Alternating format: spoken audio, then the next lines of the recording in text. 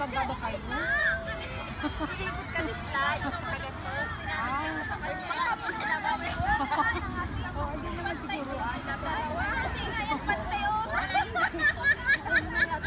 Pangyaw, di mas malayo ang tatakbib pumantay ka. Malugi kami ate. Malulugi kami. Ang lalaki nyo, ang liliit nila. Ano ka ba?